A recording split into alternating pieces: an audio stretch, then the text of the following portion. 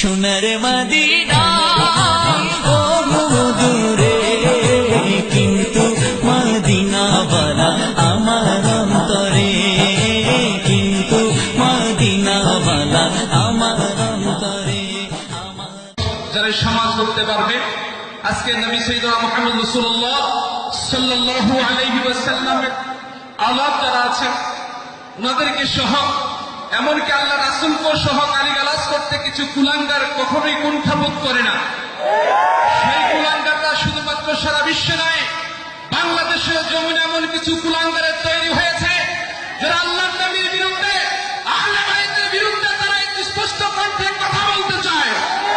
আমি শুধুমাত্র যুবকদেরকে বলতে চাই, আমরা যারা যুবক আছে, আজকে ৩য় বছরে পা দিয়েছে বাইতুল মুকাররমে শাহাদাত কারবালা মাহফিলে, ৩০ বছরে পা দিয়েছে চট্টগ্রামে জমিয়তুল মসজিদে প্রোগ্রাম হয়েছে শাহাদাত কারবালা মাহফিলে। আমরা কি শপথ করতে পারি না যে আল্লাহর নবীর বিরুদ্ধে, আহলে বাইতের বিরুদ্ধে, ইমাম হুসাইনের বিরুদ্ধে যারা কটাক্ষ করে কথা বলে, যারা গালিগালাজ করে, যারা বিভিন্ন মন্তব্য করে, তাদের স্থান বাংলার জমিনে হবে না।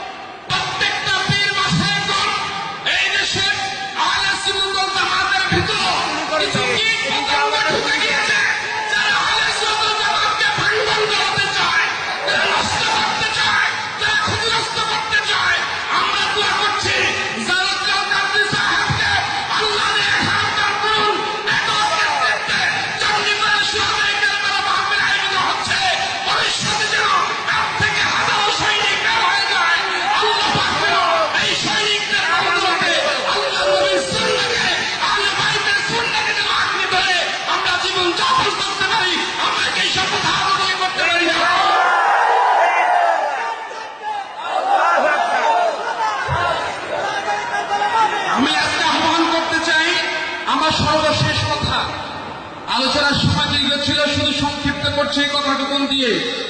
আল্লাহ রাস্তায় যারা জীবন দেন তারা মরে না। তারা বলে আল্লাহর নবী মারা গিয়েছে, আল্লাহর নবী মৃত, আল্লাহর নবী হায়াতুন নবী, জিন্দা নবী, জিন্দা নবী। আওয়াজ করে বলি আল্লাহু আকবার। আল্লাহর নবীকে মৃত্যু বলে, ইমাম হুসাইনকে তারা বিভিন্ন ভাবে কটাক্ষ করে কথা বলে। উম্মে সালমা রাদিয়াল্লাহু তাআলা আনহা তিনি স্বপ্নে দেখেছিলেন, আল্লাহ রাসূলকে গিয়ে বললেন, ইয়া রাসূলুল্লাহ, আমি স্বপ্নে দেখলাম আপনার উরু মুবারকে এক খণ্ড মাংসপিণ্ড মুবারক, কানকুস্ত মুবারক আমি করে ধারণ করেছি। আল্লাহর নবী বললেন, তুমি সর্বপ্রথম তাকে করে নিবে যে আমার অংশ, সে হচ্ছে হুসাইন। কয়েকদিনের মধ্যেই তার জন্ম হচ্ছে। ১ নম্বরে তোমার কোলে হুসাইন উঠবে। আওয়াজ করে বলে সুবহানাল্লাহ।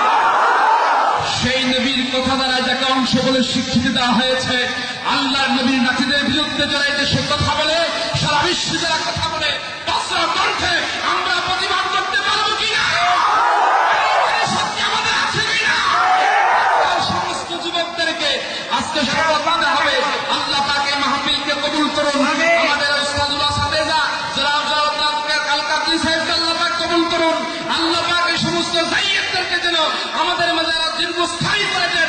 আমরা যেন দোয়া নিয়ে, তাদের কদম তুলে নিয়ে দিনের পক্ষে আরো অগ্রসর করতে পারি। আল্লাহ যেন সেই তৌফিক, সেই সুবুত আমাদেরকে দান করেন। সবাই বলছি আল্লাহুম্মা আমিন। আমি সকলকে আন্তরিক মোবারকবাদ জানিয়ে, শাহজিয়া দরবার শরীফ থেকে ধন্যবাদ জানিয়ে আমার বক্তব্য এখানে শেষ করছি। আসসালামু আলাইকুম ওয়া রাহমাতুল্লাহ।